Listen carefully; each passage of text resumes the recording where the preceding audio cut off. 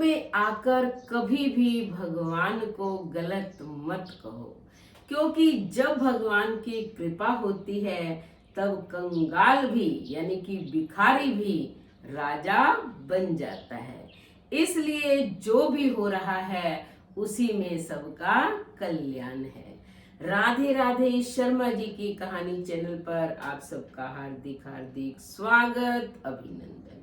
मैंने एक वीडियो बनाई थी जब रामचरितमानस सुना रही थी, जिसका टाइटल था लक्ष्मण ने क्यों नहीं खाए शबरी के झूठे बेर। तो अभी 3-4 दिन पहले मैंने देखा कि एक जो है नीरज कुमार लवली नाम का व्यूवर है, उसने कमेंट किया कि ऐसे थोड़ी किसी का कोई झूठा खा लेता है, शबरी जो है वो राम की प्रेमिका थी।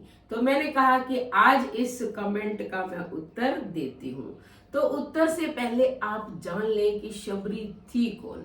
शबरी जो यानी कि जिसे भिलनी भी कहते हैं, वो भील जाति से बिलोंग करती थी। आपको पता है भीलों का काम है शिकार करना, और भिलनी मन से बहुत ही दयालु थी। वो किसी भी जीव की हिंसा को देख ही नहीं सकती थी, लेकिन उनके परिवार में ये होता था जिससे वो बहुत दुखी परेशान रहती थी।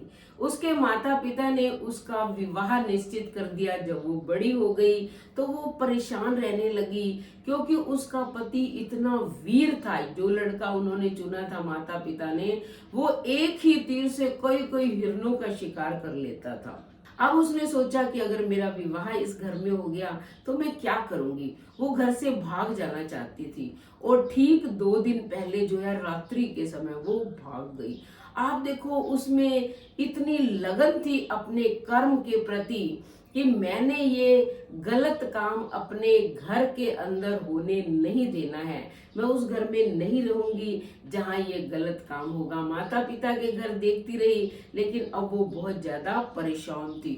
भूखी प्यासी दौड़ती गई, और 2 दिन बाद जो है वो मतंग ऋषि के आश्रम के पास पहुंच गई, पंपासर के नजदीक। उसने वहां देखा कि मतंग ऋषि उपदेश दे रहे थे कि भगवान के सामने जो है किसी का भी कोई भेद नहीं है।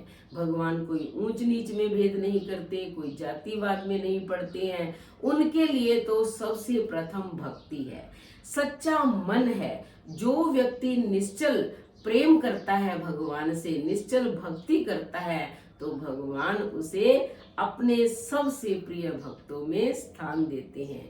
भगवान को भक्ति और प्रेम बहुत प्रिय है। जब उसने ये उपदेश सुने वो गदगद हो गई, वो प्रसन्न हो गई। उसने कहा कि अब मैं यहीं रहूंगी और भगवान की भक्ति करूंगी। लेकिन वो भील जाति से है, तो उसने सोचा कि ये ऋषि मुनि तो मुझे अपने आश्रम में स्थान देंगे नहीं, इसलिए मैं थोड़ी दूरी पर ही अपनी कुटिया बना लेती हूँ। उसने थोड़ी दूरी पर अपनी कुटिया बना ली। और क्या करती थी वो, मतंग ऋषि और अन्य भी बहुत सारे ऋषि मुनि थे। पंपासर के मार्ग के अंदर जितने भी कंकर पत्थर थे वो सब उठा देती थी कि ये ऋषि मुनि स्नान के लिए जाएंगे तो इनके पैरों में चुभे ना।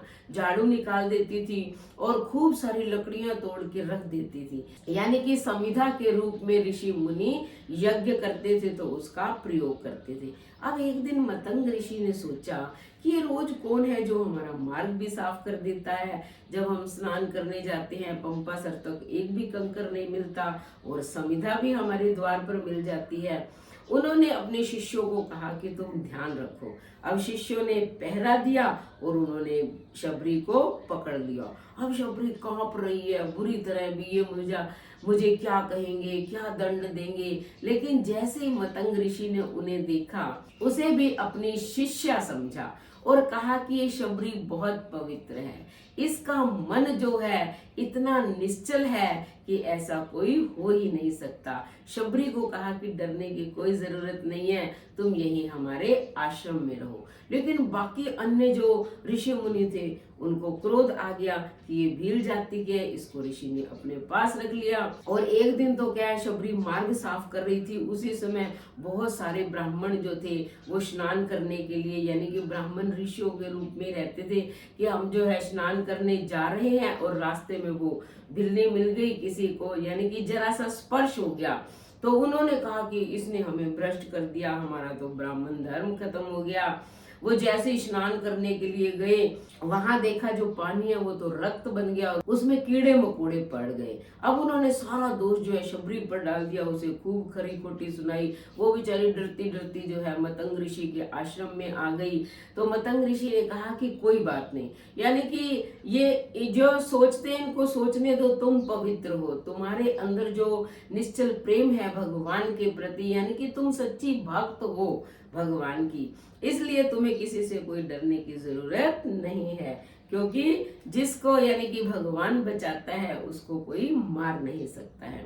लेकिन आपको पता है जब वृद्ध अवस्था में मतंग मुनि हो गए तो अब उन्होंने शबरी को समझाया कि देखो शबरी, अब हमारा अंत समय आ गया है, भगवान हमें अपने पास बुला रहे हैं, लेकिन तुम यहीं रहो। अब शबरी रोने लगी कि मैं यहाँ क्या करूंगी, बाकी तो मुझे कोई महत्व देता ही नहीं है, वो सेवा करने का मौका भी नहीं देते हैं। तब मतंग ऋषि ने, जिन्हें वो अपना गुरु मानती थी, उन्होंने समझाया कि भगवान विष्णु का राम के रूप में अवतार हो चुका है, वो अवश्य आएंगे, क्योंकि भक्ति उन्हें बहुत प्रिय है, और जो निश्चल निस्वार्थ भाव से भगवान की भक्ति करता है उसे अवश्य भगवान दर्शन देते हैं। मतंग ऋषि तो चले गए, यानी कि उनका तो स्वर्गवास हो गया। लेकिन एक दिन भगवान राम आए। बिल्ली क्या है, रोज बेर तोड़ती थी और चख चख कर रखती थी कि कब मेरे प्रभु राम आ जाएंगे तो मैं उनको खिलाऊंगी। मीठे मीठे बेर वो रख लेती थी, बाकी हटा देती थी। जब भगवान राम आए तो वो तो उनको देख कर ही हैरान हो गई, यानी कि वो भक्त है, वो भगवान है। यहाँ भगवान और भक्त का नाता है, कोई प्रेमी और प्रेमिका का नाता नहीं है। वो तो स्तुति भी कर नहीं पाई, बस उनके चरणों में गिर गई। भगवान ने उन्हें उठाया, उनके बेर खाए, और बेर जो है वो झूठे थे, यानी कि चख चख कर देखे थे कि मेरे प्रभु को, मेरे भगवान को खट्टे बेरों का मैं भोग नहीं लगाऊंगी। और भगवान ने खुश होकर भोग लगाया। लक्ष्मण जी ने नहीं खाया, तो देखो यहाँ भक्ति का नाता, लक्ष्मण ने दूर फेंक दिया, लेकिन भगवान की नजरों से नहीं बचा। वही बेर जो है संजीवनी बूटी बना। ये एक भक्ति का नाता है, और उसी बेर ने जो संजीवनी बूटी का रूप धारण कर रखा था, लक्ष्मण जी के प्राण बचाए थे।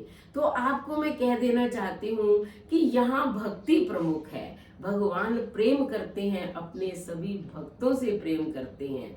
यहाँ कोई प्रेमिका और प्रेमी का नाता नहीं है, भगवान और भक्त का नाता है। शबरी जो है वो भगवान की परम प्रिय भक्ति थी। रामचरितमानस में तुलसीदास जी ने लिखा भी है कि भगवान राम ने जब बिल्ली को नवधा भक्ति का ज्ञान दिया तब कहा कि कह रघुपति सुन भामनी बाता, मानहु एक भक्ति कर नाता, कि मेरे लिए तो भक्ति जो है वो सबसे प्रमुख है।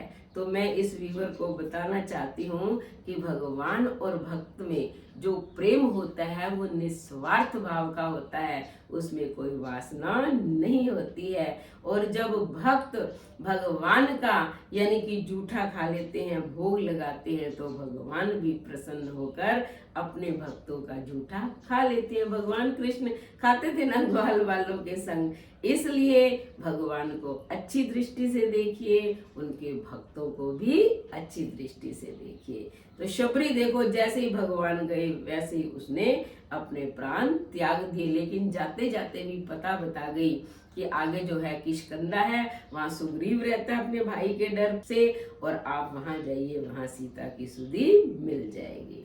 और फिर उसने अपने प्राण त्याग दिए, यानी कि भील जाति की होने पर भी भगवान ने उसे मोक्ष प्रदान कर दी। तो कैसी लगी आज की वीडियो? अगर वीडियो पसंद आई हो तो चैनल को सब्सक्राइब करें, लाइक और शेयर करें, कमेंट करें। आपके मन में भी कोई प्रश्न हो तो कमेंट बॉक्स में अवश्य लिखें, और फिर बेल आइकन के बटन को दबाएं ताकि ऐसी ही अच्छी वीडियो का नोटिफिकेशन सबसे पहले आपको मिले। धन्यवाद।